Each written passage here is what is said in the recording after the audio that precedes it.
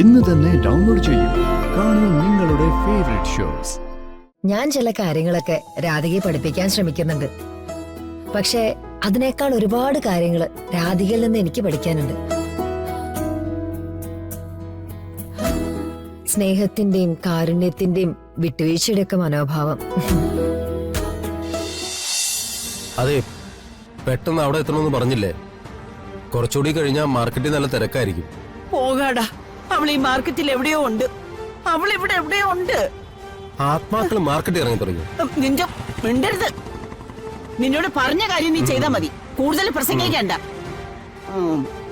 ഞാൻ എന്റെ മോളെ കണ്ടതാ. അവളെ കണ്ടാൽ എനിക്ക് തിരിച്ചറിയാം. ഞാൻ അവളെ തന്നെയാ കണ്ടത്. നീ ഇങ്ങോട്ട് വന്നേ.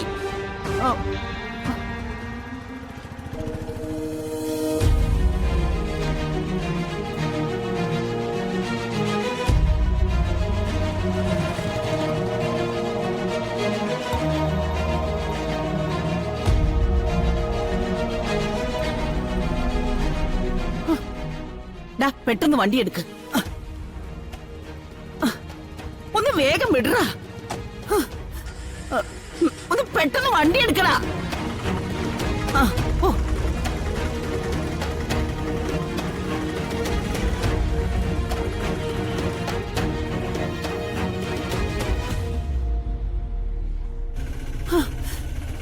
എന്റെ ദൈവമേ, എന്റെ മോളെ എന്റെ അടുത്ത് എത്തിക്കണേ ഈശ്വര. എന്റെ മോളെ എന്റെ അടുത്ത് എത്തിക്കണേ.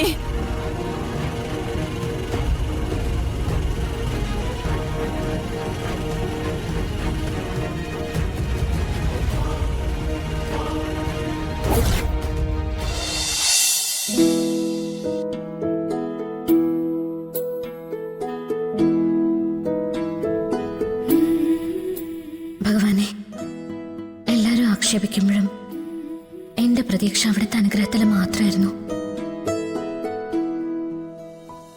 ഒടുവിൽ അങ്ങയുടെ അനുഗ്രഹം പോലെ വരണം ഞാൻ ഒന്നിക്കുക.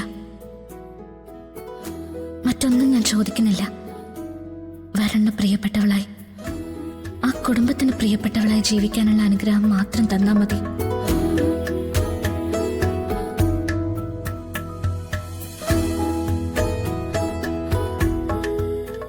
അതെ, ഭഗവാനോട് നന്ദി പറഞ്ഞു കഴിഞ്ഞെങ്കിൽ ഇറങ്ങാനാ പറയുന്നത്.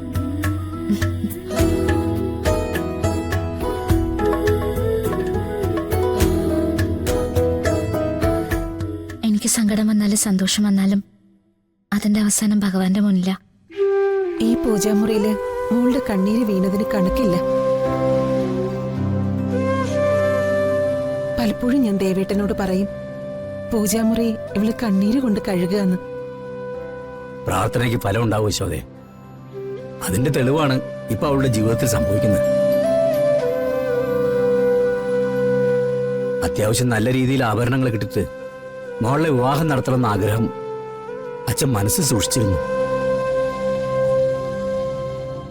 ഇനിയിപ്പോ അതൊന്നും പറഞ്ഞിട്ട് കാര്യമില്ലല്ലോ. എന്തെങ്കിലും അച്ഛനെ കൊണ്ടത് കഴിയുമ്പോ അച്ഛനത് ചെയ്യും. അച്ഛനോട് കണക്ക് പറയാണോ? അങ്ങനെയാണെങ്കിൽ എനിക്ക് ഈ വീട്ടിൽ തീർക്കാൻ പറ്റാത്ത എത്രമാത്രം കണക്കുകളുണ്ട് നമ്മൾ തമ്മിൽ.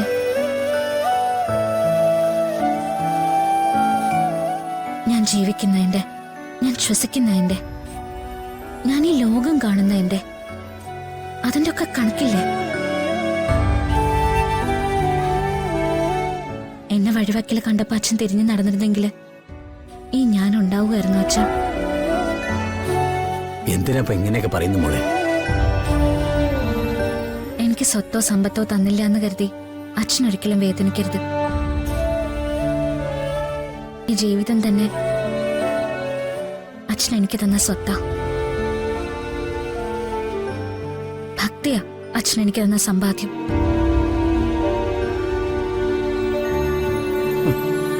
വക്കീലേ,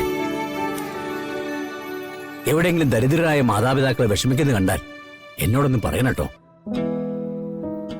ഞാൻ എന്റെ ഈ മോളെ അങ്ങോട്ട് അയച്ചു തരാം. ഇവളേക്കാൾ നന്നായിട്ട് അവരെ ആശ്വസിപ്പിക്കാൻ ആരെ കൊണ്ടും പറ്റില്ല.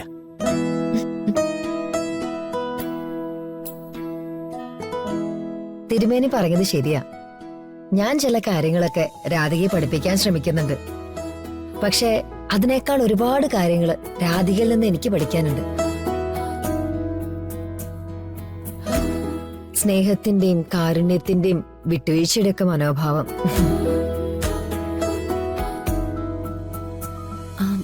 ദേവേട്ട, അമ്മ വന്നിട്ട് ഇറങ്ങണോ അതോ? ഇനിയിപ്പോ അമ്മയെ കാക്കണ്ടെന്നാ എനിക്ക് തോന്നുന്നു.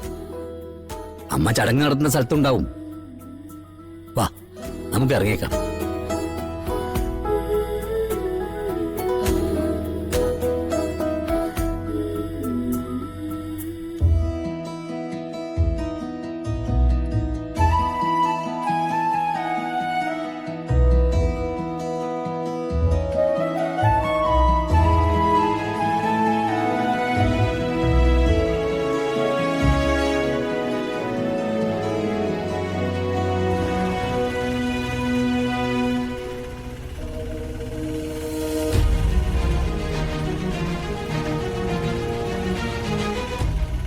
ഈശ്വര, എന്റെ മോള് തന്നെയാ എന്റെ പ്രിയങ്ക.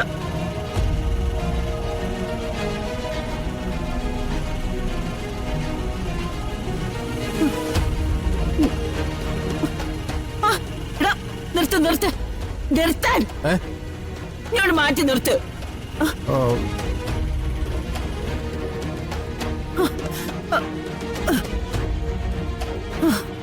അതെ, നിങ്ങളതേ കാണിക്കുന്നേ. അതെ, എന്റെ മോളെ മാർക്കറ്റിൽ എവിടെയോ ഉണ്ട്. അവളെ കണ്ടുപിടിക്കാതെ ഞാൻ വീട്ടിലേക്കില്ല. നിങ്ങൾക്ക് എന്താ പറഞ്ഞാൽ മനസ്സിലാകാത്തത്? ഇന്നലെ രാത്രി മുതലേ ഞാൻ നിങ്ങളുടെ കൂടെ നടക്കുക. ഇന്നലെ ഒരു കാട്ടിൽ പോയി മണിക്കൂറുകളോളം കിടന്നു. ഇനിയിപ്പോ നിങ്ങളെ വീട്ടിൽ കൊണ്ടാകണം. എനിക്ക് വേറെ ഓട്ടോ ഉണ്ടെന്നേ. എന്റെ മോളെ കാണാതെ ഞാൻ വരത്തില്ല എന്ന് പറഞ്ഞില്ലേ? എന്നാ എന്റെ കാശുക, ഞാൻ എന്റെ പാട്ടിന് പോട്ടെ. എന്റെ ആവശ്യം കഴിയട്ടെ, അതുവരെ ഇവിടെ തന്നെ നിൽക്കും. മെനക്കടായി.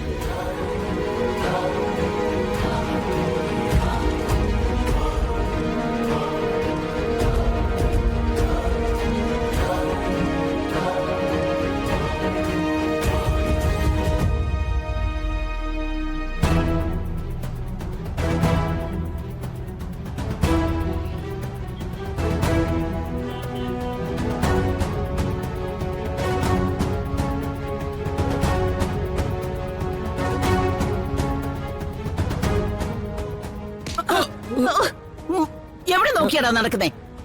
മാർക്കറ്റൊക്കെ അല്ലേ ചേച്ചി? എന്തോന്ന് മാർക്കറ്റ്?